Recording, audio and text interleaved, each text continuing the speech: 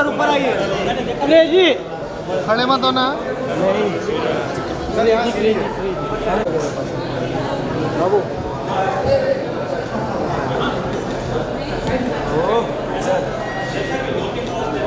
या लुक या sir look किया सर। वो आइए टायर। सर लुक किया। अरे गिम्बल अभी टायर शेप के मार दो।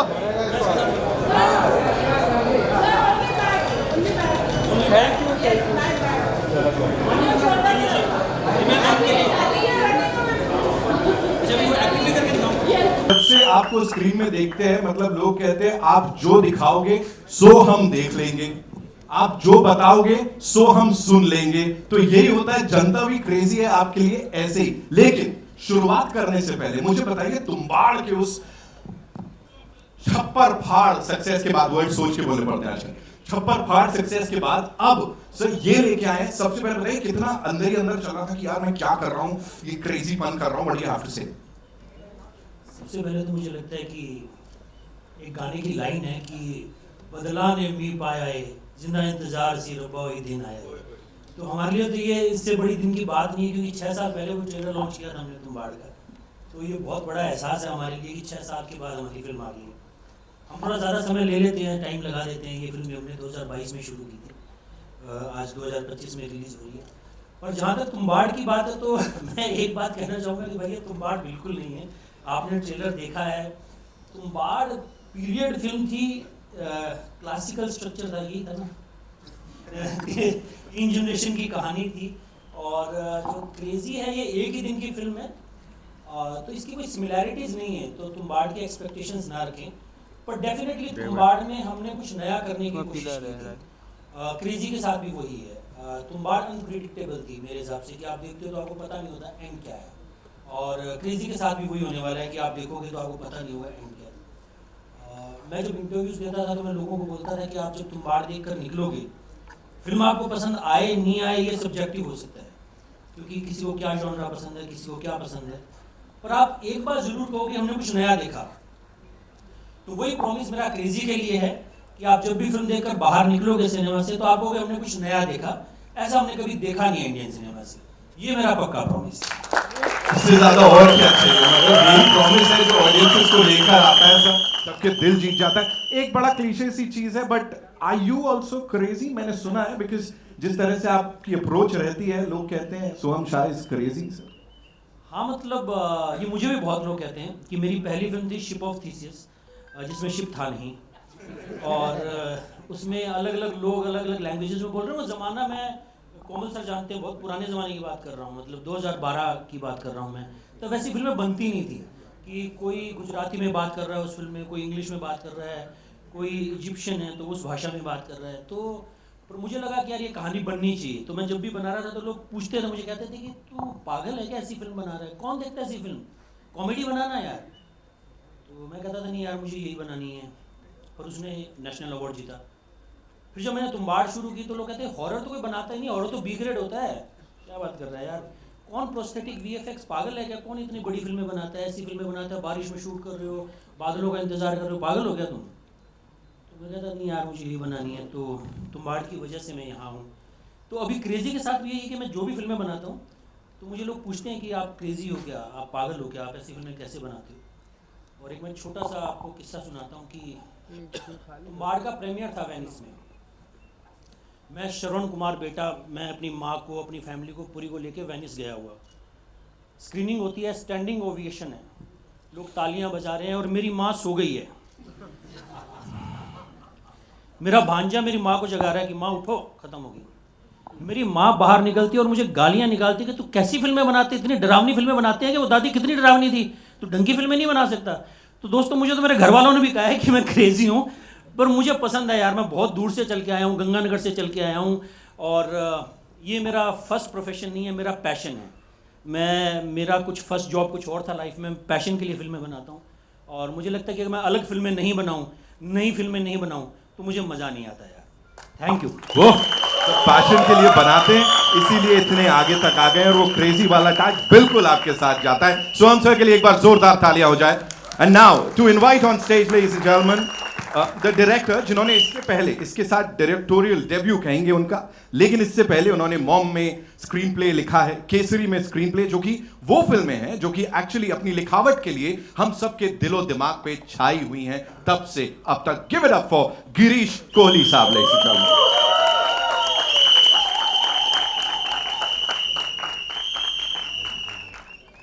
Welcome sir. गिरीश तो मुझसे भी ज़्यादा क्रेजी हैं, क्योंकि मैंने तो क्रेजी फिल्में बनाई हैं. इन्होंने क्रेजी नाम वाली फिल्म लिखी और डायरेक्ट की है, तो ये मुझसे भी ज़्यादा क्रेजी है. इन्होंने ऐसा सोचा, मतलब जबकि ऐसी फिल्म लिखना बहुत टफ है. ये फिल्म आप देखोगे तो आपको पता लगेगा कि ऐसी फिल्म के बारे में कोई क्रिएटिव आदमी सोचता है तो सबसे पहले सोचता है कि इसको कोई बनाएगा कैसे, ये फिल्म बनेगी कैसे. और इनका ट्रस्ट था, इन्होंने वो फिल्म लिखी और वो फिल्म बनाई. Thank you Girish. Thank you for having faith in that script. Sir please बताएं, how did it all start, कहां से शुरुआत हुई और ये इस जेंटलमैन के साथ ये कैसे क्रेजी पना इस लेवल तक पहुंच गया? बहुत सिंपल ही थी. अच्छी थ्रिलर्स देखने का मन करता है हमेशा, बहुत कम बनती हैं, तो सोचा मुझे ही बनानी पड़ेगी, तो इसलिए लिखी. और काफ़ी क्वर्की है उसका स्टाइल, उसका डिज़ाइन, उसका डीएनए काफ़ी क्वर्की है, काफ़ी क्रेजी है. वो तो फिल्म देखने के बाद आपको और पता चलेगा, अभी तो कुछ भी नहीं समझ आया होगा आपको. और he was the best guy to take it too, I feel. It was always on the script on the first page, and the reason for this you will come to know only after you watch the film. It has multiple meanings. I hope I get the opportunity to explain that after the film, and even better if I don't get that opportunity and you get the meaning by watching the film. But ये spelling mistake हमेशा से था script के first title page पे ही, and who better to take it to यार. I mean आप इनका filmography देखो, अगर किसी के पास भी एक ऐसी पिक्चर है जो उनको लगता है कि अच्छी है और बननी चाहिए, लेकिन कोई नहीं बना पाएगा हिंदुस्तान में, तो आपको यहाँ आना चाहिए. And that is why we call him a creative genius. Of course, जो भी लेके आते हैं यूनिक होता है, हटके होता है हर बार, और यहाँ पे मतलब बिल्कुल प्रॉमिस के साथ हटके होता है. What we'll do is we'll take a couple of questions. हमारे फ्रेंड्स से यहाँ पे मीडिया से जो फ्रेंड्स हैं, quickly can we get the chairs please? To you and Girish, the trailer looks great. Som sir, मेरा ये सवाल है आपसे कि ऑफ कोर्स अब 10 साल के ऊपर हो गए हैं इंडस्ट्री में, इतनी सारी चीज़ें देख ली है, एंड तुम्बाड़ की इतनी सक्सेस अब आई, डिलेड सक्सेस कहते हैं, लेकिन of course it's great that it's finally turning out. But as a producer आपकी जर्नी भी उतनी ही डिफिकल्ट रही है जितनी एज एन एक्टर भी रही है. अब जाके उसके थोड़े रिटर्न्स देखने मिलते हैं, तो इतना सब देखने के बाद what do you feel is the harder thing to don as a hat? Is it being a producer, because उसके अपने चैलेंजेस होते हैं और ऑन स्क्रीन के तो अपने ही चैलेंजेस होते हैं? यार मुझे तो लगता है कि प्रोड्यूसर का काम सबसे टफ काम है. एक्टिंग का जॉब तो मुझे सबसे मस्त लगता है. मुझे लगता है कि एक्टर से अच्छा जॉब किसी के पास नहीं है इंडस्ट्री में. कि आपको थोड़ा सा अपना काम आता है तो 10-20 दिन तैयारी करो, 20-40 दिन जाके शूट करके आओ, ट्रेलर में आप सबसे आगे हो, प्रमोशन में आप सबसे आगे हो. कितने लोग काम करते हैं, मतलब यहाँ कितने लोग हमारे क्रू के बैठे हैं जिन्होंने दिन रात काम किया है, कोई ट्रेलर बना रहा है, कोई ट्रेलर कर रहा है, पता ही नहीं चलता, सबसे आगे एक्टर होता है. तो मुझे लगता है कि एक्टर का जॉब तो लाजवाब काम है, और प्रोड्यूसर का जो काम है वो बहुत ही थैंकलेस जॉब है इस इंडस्ट्री में. जैसे आपने कहा कि मुझे 10 साल हो गए, तो मैंने ये समझा कि प्रोड्यूसर से ज़्यादा थैंकलेस जॉब किसी का नहीं है इस इंडस्ट्री में. उसको कोई पूछता ही नहीं है, उसको कोई भाव ही नहीं देता है, उसका कोई इंटरव्यू ही नहीं लेता है बेचारे का. उसको लोगों को लगता है कि इसको कुछ पता ही नहीं होगा, इसके पास मतलब वो जो पुराने होते थे ना, वो लोग सूटकेस लेके आते थे प्रोड्यूसर और बैठते थे और पैसा गिन के देते थे. लोग वो सोचते हैं. तो that's the problem according to me. और जो ये कॉन्वर्जेशन चलती है ना, फिल्में चल क्यों नहीं रही हैं बॉक्स ऑफिस पे, फिल्में वर्क क्यों नहीं कर रही हैं, बिकॉज हमने ना प्रोड्यूसर निकाल ही दिया हमारी इकोसिस्टम से. जब से कॉर्पोरेट आए हैं ना, तो जिस डायरेक्टर की फिल्म टू उसी का प्रोडक्शन हाउस बन गया, वो 5 फिल्में बना रहा है. और जो प्रोड्यूसर का काम है वो लाइन प्रोड्यूसर का है. ना तो उसका थॉट प्रोसेस है, ना उसका स्टेक है, ना उसका वट है कि यार मैं ये फिल्म बनाऊंगा, मैं इस फिल्म को रिलीज़ करूंगा. वो आदमी गायब हो गया. कि जैसे हम बहुत छोटे थे तो राज कपूर साहब के बारे में सुना करते थे कि यार उनको गाना अच्छा नहीं लगा, उन्होंने रीशूट कर दिया, उन्होंने बंगला बेच दिया. लाइक जैसे कि साउथ में होता है, कि साउथ में आज भी मुझे लगता है कि प्रोड्यूसर जिंदा है, जितनी मेरी नॉलेज है. कि मलयालम फिल्में हैं चाहे छोटे बजट की फिल्में, एक प्रोड्यूसर आता है, वो बनाता है, अपने पैसे डालता है, अपना रिस्क डालता है. क्योंकि ना हमारे यहाँ एक टेक्स्ट बुक में लिखा होता था, व्यापार जो है ना वो जोखिम का खेल है. तो और ये व्यापार जो है, खासकर जोखिम के बिना इस व्यापार में मज़ा नहीं है. मतलब पैशन तभी ला पाओगे जब कुछ आपका स्टेक पे होगा. हर आदमी सेफ खेल रहा है कि राम एक्ट कर रहा है, शाम ने पैसे दे दिए और टेबल में प्रॉफिट है, मैंने फिल्म बना दी। तो वो मुझे लगता है कि उसका कारण है कि प्रोड्यूसर को तवज्जो नहीं मिली है। तो मुझे लगता है प्रोड्यूसर का जॉब बहुत टफ है और एक्टिंग करना मैं ज़्यादा पसंद करता हूँ और मैं जैसी फिल्में बनाना चाहता हूँ ऐसी फिल्में बनती बहुत कम है, तो मुझे प्रोड्यूस मुश्किल में करना पड़ता है। Thank you. Soham ji on your left, Soham ji on your left, Soham ji on your left, यहाँ पे लेफ्ट कहाँ है? लेफ्ट, जी जी जी जी जी। हाँ जी। So this is Simran Singh from DNA. मुबारक हो आपको, कंग्रेचुलेशंस। जैसे तुम्बाड़ थी एक अपने जॉनर मतलब हट के आई थी, क्रेजी भी उसी जॉनर की लग रही है, हट के लग रही है। जी। मेरा सवाल आपसे ये है कि कहीं ना कहीं मुझे यहाँ पे थोड़ा नॉस्टैल्जिया फैक्टर दिख रहा है। Of course we have Kishore Das voice, Yeah. But ये जो हम ट्रेलर भी देखते हैं तो कहीं ना कहीं ऐसा थोड़ा सा जैसे अपने विजय आनंद जी की जो फिल्में होती थी जो एकदम fast pace nail biting thriller होती थी, थोड़ा सा वैसे कुछ दे रहे। तो आपका भी कुछ कहीं ना कहीं दिल की ख्वाहिश थी कि कुछ ऐसा दिखाऊं कि हाँ जैसे हमें सीट पे बांध के रखे, जो थोड़ा सा वो नॉस्टैल्जिया फैक्टर भी दे? यार मेरी कोई ख्वाहिश नहीं थी और अभी इन भाई साहब ने एक शब्द यूज़ किया था जीनियस, में कोई जीनियस नहीं हूँ यार। मेरा सिर्फ एक काम है कि मुझे भगवान ने शायद ये एक शिफ्ट दी है कि मैं अच्छे लोगों को पहचान लेता हूँ और उनके साथ काम करना चाहता हूँ, ये मेरी क्वालिटी है। तो मुझे ऐसा नहीं था कि मुझे थ्रिलर बनानी है या कॉमेडी बनानी है, मुझे तो अच्छे लोगों के साथ काम करना था। जब गिरीश स्क्रिप्ट लेके आए तो वो मुझे लगा कि यार बड़ी मस्त स्क्रिप्ट है, इट्स अ पेज टर्नर। मेरे लिए कोई जॉनरा नहीं है, मैं हर जॉनरा की फिल्म बनाना चाहता हूँ। मुझे लगे कि स्क्रिप्ट अच्छी हो, आदमी बनाने वाला ईमानदारी से शिद्दत से बनाना चाहता है।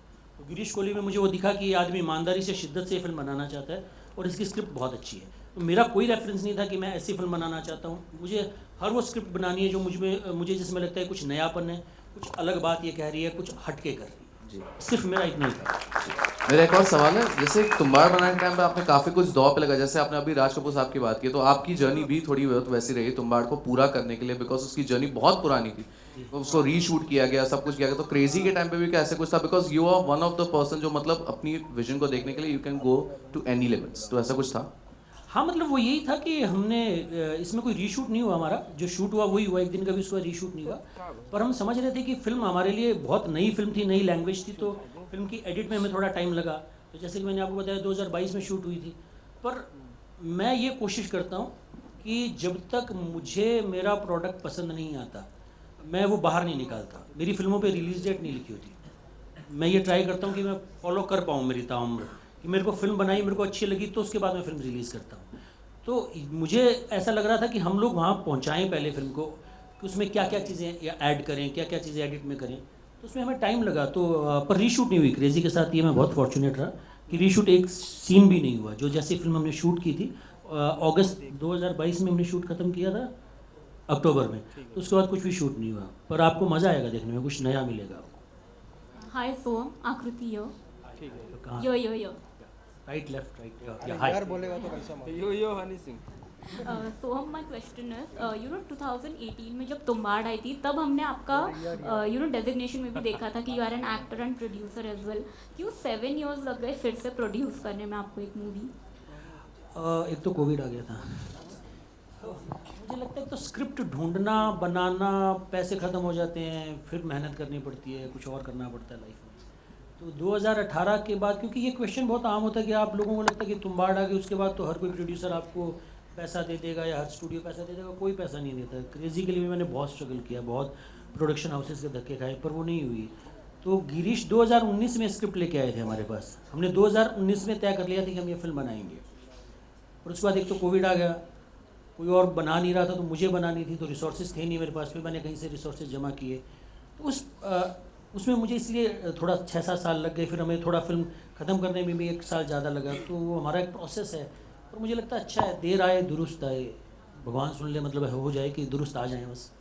Thank you. सोम साहब, सिराज सैयद फ्रॉम filmfestival.com। आपके तीनों टाइटल जो हैं वो आम टाइटल्स की तरह नहीं है। सबसे पहली फिल्म का तो टाइटल ऐसा था कि गूगल करना पड़ता था कि थीसिस क्या चीज़ है, और शिप तो था ही नहीं उसमें जी। दूसरा, तुम्बाड़ के बारे में भी बहुत कम लोग जानते होंगे, आम आदमी को ये पता नहीं होगा कि ये कौन सा है, कौन सी जगह है, और इस जगह की ऐसी एक कहानी है। अभी आपने जो तीसरी बनाई, इसका भी टाइटल जो है वो क्रेज़ी है, और इसमें एक एक्स फैक्टर भी लगा हुआ है। ये एक्स रेटिंग लगता है पहले देखने में। तो टाइटल आसान होना या मुश्किल होना या छोटा होना या लंबा होना, इसके बारे में आपकी क्या राय है? सर कन्वेंशनल विजडम है, कोमल सर ज़्यादा अच्छा बता सकते हैं कि टाइटल अपीलिंग हो, ट्रेड के आदमी ये कहेंगे, पर हमारे तो जो डायरेक्टर ले आता है ना सर, हम वही टाइटल ले लेते हैं। जो वो शिप ऑफ थीसिस लाए तो हमने शिप ऑफ थीसिस ले लिया, वो तुम्बाड़ लाए तो कोई तुम्बाड़ तो अब फेमस हो गया, लोगों को प्रोनाउंस करने में प्रॉब्लम होती थी, कोई तुम्बड़ बोलता था, कुछ क्या बोलता था, पर इन्होंने तो बेचारों ने बहुत सरल टाइटल लाया है। क्रेज़ी तो हम रोज़मर्रा की ज़िंदगी में यूज़ करते हैं कि are you crazy, crazy promotion, crazy film, crazy festival, crazy clothes, crazy Instagram pics. तो मुझे लगता है इनका टाइटल तो काफ़ी सरल है। टाइटल जो है ना, एक राइटर के पर्सपेक्टिव से बताता हूँ हम कैसे सोचते हैं। आपकी पूरी कहानी का समरी होना चाहिए, हो सके तो 1 शब्द में, 2 शब्द में, 4 शब्द में, जो भी, वही कोशिश होती है। तो ये भी वही कोशिश है कि पूरी फिल्म समराइज हो जाए, फिल्म की कहानी भी, फिल्म का फ्लेवर भी, फिल्म का मज़ा भी, सब कुछ, डीएनए, सब कुछ एक वर्ड में आ जाए। मुश्किल काम है बहुत सर, राइटिंग ही मुश्किल काम है sir. Hello Girish sir, my question is for you, Aruna this side. 2022 से ये फिल्म बनाना शुरू किया है आपने, और अब जब रिलीज़ होने आ रही है फिल्म, तो क्या कुछ डिफ़िकल्टीज़ आप लोगों ने फेस किया है? डिफ़िकल्टीज़ कुछ नहीं थी, चैलेंजेस तो होते ही हैं फिल्म बनाने में, और कोई डिफ़िकल्टी नहीं थी, सब लर्निंग एक्सपीरियंस है। मेरी फर्स्ट फिल्म थी, स्पेशल है, थी मतलब है, पहला प्यार, पहली पिक्चर, स्पेशल ही होता है, पहला प्रोड्यूसर, तो हमेशा स्पेशल रहेगा। कोई डिफ़िकल्टी नहीं थी, मैं सच कह रहा हूँ। फर्स्ट डे हम लोग सेट पे उतरे थे, इन्होंने मुझे पूछा आपको कैसा लग रहा है, आपकी पहली पिक्चर का पहला दिन। मैं कहा पता नहीं, ऐसा लग रहा है मैं 10 फिल्में बना चुका हूँ, आइए शॉट लेते हैं। इतना ही ईजी था। और फिल्म मेकिंग जो है ना, वो एक पॉइंट के बाद एक मेला बन जाता है, और उस मेले का अपना मज़ा है और अपने चैलेंजेस हैं, लेकिन डिफ़िकल्ट नहीं होता, वो तो आपके दिमाग में होता है, आपको उसको डिफ़िकल्ट समझना है। Hello, hi here, hello sir, hello, hello, I'm Amar from Mamarazi. Congratulations, the trailer looks very nice. So sir, your name has been synonymous with making things which are perfect and sincere.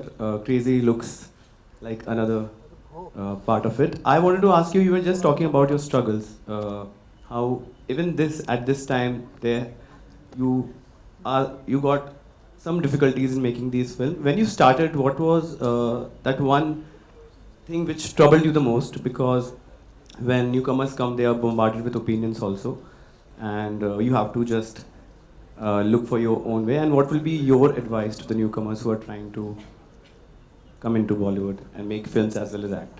Thank you. मुझे लगता है newcomers के लिए advice यही है कि क्या होता है कि हम बहुत डेस्परेट हो जाते हैं, बहुत ये होते हैं कि यार फटाफट जर्नी आगे बढ़े। ये वैसा काम है नहीं, it takes its own time. तो मेरी एक एडवाइस है कि भेजे की सुनेगा तो मरेगा कर लो, तो भेजे की मत सुन, दिल से चलता रहे, कहीं ना कहीं पहुंच जाएगा दोस्त। Hello Girish, to ask you a question. When you did a film, series like Maharani, you did not produce, unlike Tumbad and Crazy. Do you feel that you're better off when you're producing your own, and you would have probably given yourself a better role or whatever? Is it better when you're producing something yourself? नहीं ma'am, मुझे तो उल्टा है, मुझे तो बहुत ज़्यादा मज़ा आता है। महारानी के सेट पे मुझे कुछ करना ही नहीं है, जाके एक्ट करना है, कोई काम ही नहीं है। यहाँ पर तो पूछना है कि यार क्या हो रहा है, सब ठीक चल रहा है ना। महारानी में जितने मैंने मज़े किए और दहाड़ में जितने मज़े किए, और उसका एक कारण ये भी था कि सुभाष कपूर सर बहुत अच्छे क्रिएटिव इंसान हैं, और मुझे बहुत कुछ सीखने को मिला उनसे। जैसे मैंने रीमा के साथ काम किया, तो रीमा के साथ मुझे बहुत कुछ सीखने को मिला। तो वो सेट तो वो सबसे ज़्यादा अच्छी एक्सपीरियंस है कि नूरे सभा में आप बैठे हो आराम से, भोपाल में शूट कर रहे हो, सुबह 10 बजे जाना है, शाम को 6 बजे आ जाना है, फिर म्यूज़िक सुनना है, अगले दिन फिर शूट पे चले जाना है, और कोई प्रेशर ही नहीं है। तो मुझे लगता है कि एक्टिंग की जॉब से मज़ेदार कुछ नहीं होता, अगर आपको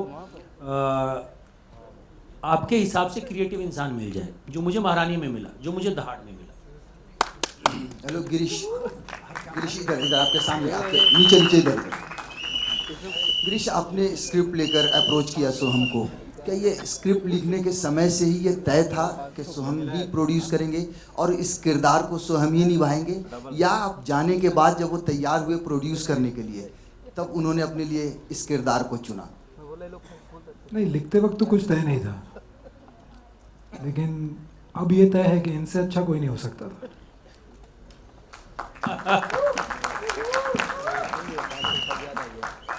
मैं आपको छोटा सा किस्सा सुनाता हूँ। बीच में हमारे पास पैसे हो गए थे ख़त्म बिल्कुल ही, तो हमारी टीम ने, मैंने, आदेश ने, हमने सोचा कि यार ऐसा करते हैं कि इसमें ना किसी स्टार को ले आते हैं और मैं सिर्फ प्रोड्यूस कर लेता हूँ, अपन ना इससे कुछ पैसे कमा लेंगे, उससे कोई फिर 2 फिल्में और बना लेंगे। तो मैंने गिरीश को कॉल किया एक दिन, मैंने कहा यार हम ना इस एक्टर के बारे में सोच रहे हैं। तो इन्होंने मुझे कहा कि मैं आपके पास स्क्रिप्ट इसलिए लेके आया था कि मुझे एज एन एक्टर आपके साथ काम करना था, एज ए प्रोड्यूसर सेकेंडरी था। तो वो मेरे लिए बहुत बड़ा कॉम्प्लीमेंट था। मैंने उसके बाद कभी उनको कॉल नहीं किया, तो मैंने वो थॉट प्रोसेस वहीं ड्रॉप कर दिया। मैंने कहा अपन ही बनाएंगे, चाहे एक साल याद है तुझे 1 साल बाद बनाए चाहे 2 साल बाद बनाए, अपन ही बनाएंगे। गिरीश, लिपिका या सेकंड सीट पे इधर आपके। I was asking you कि you are a producer's director, and if the producer was a lavish producer.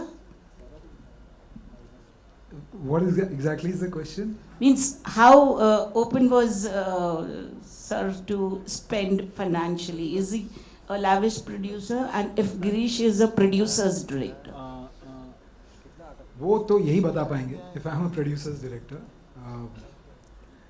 मैं तो स्क्रिप्ट का गुलाम हूँ। जैसा स्क्रिप्ट मुझे लगता है कि डिज़र्व करती है वैसा मैं करता हूँ, उसके लिए लड़ता हूँ। बट हर डायरेक्टर का एक विजन होता है जो एक स्क्रिप्ट के लिए लेके आता है, और उस विजन को एक्सेस सपोर्ट मिला है मेरे हिसाब से, मोर देन नेसेसरी सपोर्ट मिला है कहीं कहीं पे। I think I have been spoiled. मैं आपको एक किस्सा बताता हूँ। एक दिन हमने एक एक्शन सीक्वेंस शूट किया और शाम हो गई, पूरा दिन शूट कर दिया। तो एक दिन में आप समझ सकते हैं काफ़ी एक्शन शूट होता है, काफ़ी पैसा खर्च होता है। पूरा शूट करने के बाद मैंने अपने प्रोड्यूसर्स को बताया कि आज जो मैंने शूट किया है वो फिल्म में नहीं जाएगा। और कोई और प्रोड्यूसर होता तो बोलता था शायद कि कोई बात नहीं, तुम भी कल से मत आना।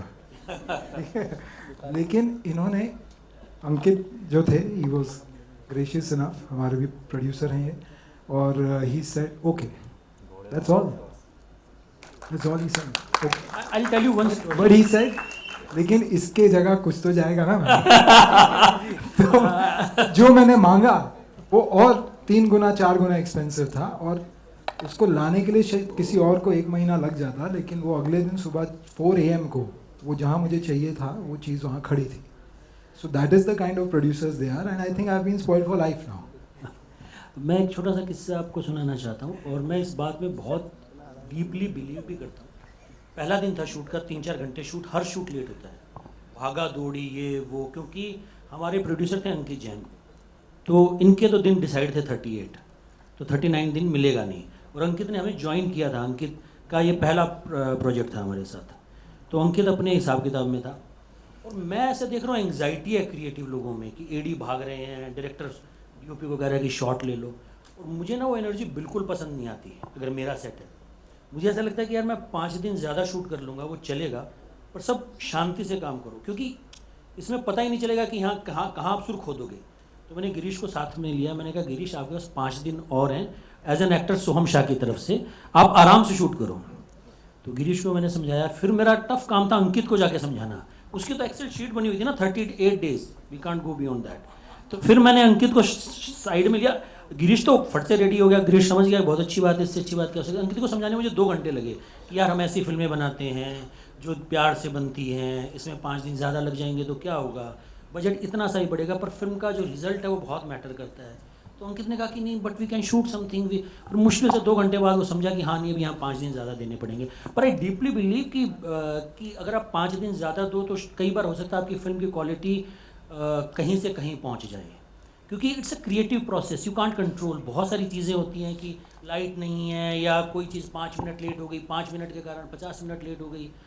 तो मुझे लगता है कि क्रिएटिव लोगों पर वो बर्डन नहीं होना चाहिए। वो 5-7-10 दिन ना फिल्म अफोर्ड करती है, उसमें फिल्म का रिजल्ट मुझे लगता है कि X से कहीं और पहुंच सकते हैं। ये कहना ज़्यादा नहीं होगा कि सोहम शाह प्रोजेक्ट नहीं बनाते हैं, मतलब कंटेंट ज़्यादा मतलब इंटरेस्टेड होते हैं कंटेंट में? क्या मैसेज देना चाहेंगे उन फिल्म मेकर्स को जो प्रोजेक्ट बनाते हैं? मतलब मैं वो शॉर्ट टर्म है ना, वो ढह जाएगा कि आप प्रोजेक्ट बनाओगे तो आपकी लंबी जर्नी जो है बहुत छोटी होगी, कहीं ना कहीं ख़त्म हो जाएगी। जो प्रोजेक्ट नहीं कंटेंट बनाएंगे, मैंने क्या किया मैम, 2 फिल्में बनाई हैं, फिर भी आप लोग इतना प्यार दे रहे हो। यानी टेक्निकली 2 फिल्में बनाई हैं अभी तक, शिप ऑफ थीसिस, तुम्बाड़। मेरी 12 साल की जर्नी है और ये मेरी तीसरी फिल्म है, पर फिर भी जो प्यार दे रहे हैं लोगों को कंटेंट के कारण दे रहे हैं ना, तो एक ऑनेस्टी है अपने काम को लेके। और मुझे लगता है कि अगर आपको कहीं लंबे चलना है, लंबे पहुंचना है, तो आपको पैशन और कंटेंट, ये 2 चीज़ों पर ही विश्वास करना होगा। We'll take 2 more questions, okay? This side.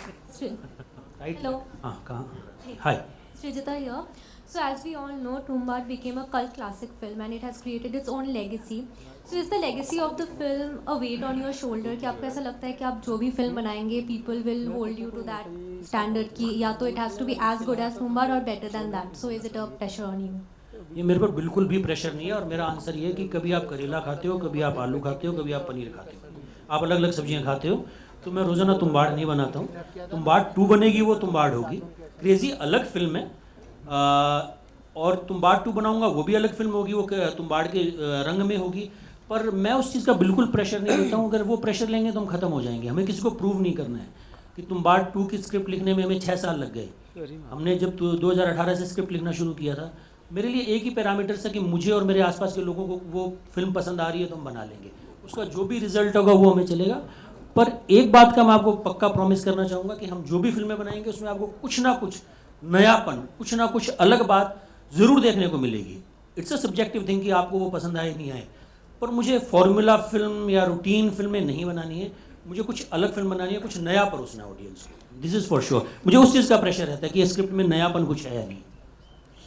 Okay, we'll take 1 more question. Anjulika ma'am, are you? Hello, Anjulika here from IBP Chronicles. My question is to Soham sir.